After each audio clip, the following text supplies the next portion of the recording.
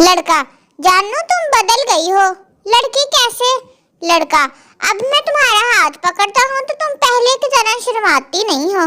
लड़की, कमीने, पिछली मर्तबा शर्मा कर आंखें बंद की सी तो परसों तो 300 रुपया काट लिया सी, चोरा किसे था दिया। ये आम बात है कि हर शख्स का नाम अलग होता है, लेकिन जब हजूम में ओए बगैरत बोलो तो 5-10 बंदे मुड़ के जरूर वेख रहे हैं कि किते सानू तो नहीं बुलाया। गाजर का हलवा और जवानी का जलवा दोनों ही हो चढ़ा देंदे फड़ के। हलवा तो फिर भी सही है, जलवा तो जेला में दिखा देंदा फड़ के। लड़की, बाबा जी दुआ करे मेरी शादी किसी समझदार आदमी से हो जाए। बाबा सीधा, जाओ मेरी धी वापस चली जा, तेरी यह ख्वाहिश नहीं कभी पूरी हो सकती, क्योंकि समझदार बंदा तो कभी विआह ही नहीं करांदा। विआह हो करांदा जिन्हों अग लगी होवे पूछ नूं, बाद बुढ़ियां ओही पूछ ते पैर रख के समझा दिंदियां वा। अराई की मुर्गी मर गई, वो बहुत ज्यादा रोने पर दोस्त बोला, यार मेरा भी अब्बा मरे ही सी, मैं इन्ना तो नहीं सी रोया।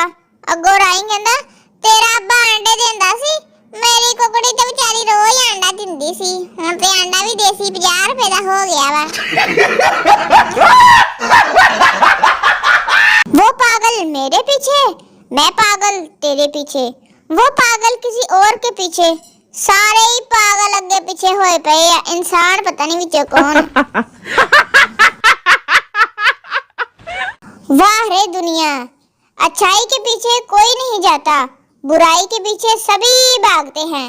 शराब बेचने वाला कहीं नहीं जाता तो दूध बेचने वाला बेचारा गली गली कुत्तियां तरह भौंकदा फिरदा, जाके दूध ले लो, नहीं दूध ले लो। मौलवियों के सामने जब अमीर लोग बैठे हों तो ज़कात, खैरात और सदकात के बयान होते हैं, ते जिदों साडे वर्गे गरीब बह जान ते कबर हशर ते दोज़ख दा अज़ाब ही नहीं मुकदा। ए मौलवियां नूं भी अल्लाह ने लहदा ही पूछना है इस बारे। पता नहीं वो कौन से घर होते हैं जिनकी फ्रिज में फ्रूट्स, आइसक्रीम, कस्टर्ड वगैरह होते हैं।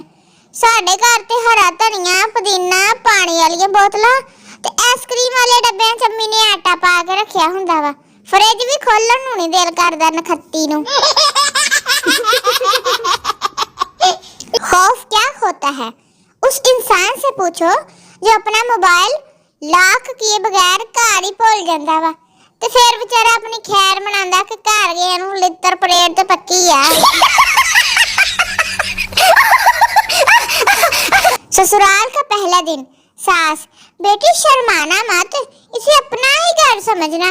15 घंटे बाद सास, अरे कोई तो उठाओ इसको, जिदों दी आई है सुत्ती मरी पई है, इनू तो चंगा कहता मैं तेरा ही घर है। सुना है मेकअप को उर्दू में आलात बराए दुरुस्तगी और मरम्मत खवातीन कहते हैं। सही कहते वैसे। लड़के वाले मुगलों के घर रिश्ता देखने गए। लड़के वाले, बेटी शर्माओ मत, कुछ पूछना है तो पूछ लो। लड़की, आप लोग ये समोसा नहीं खा रहे तो मैं ही खा लूं, ठंडा हो गया आंटी। वजन की टेंशन ना ले, दफनाना तो रिश्तेदारा नहीं है, इसलिए दब के खाओ ना, तभी जरा तरा निकले दबन लगे।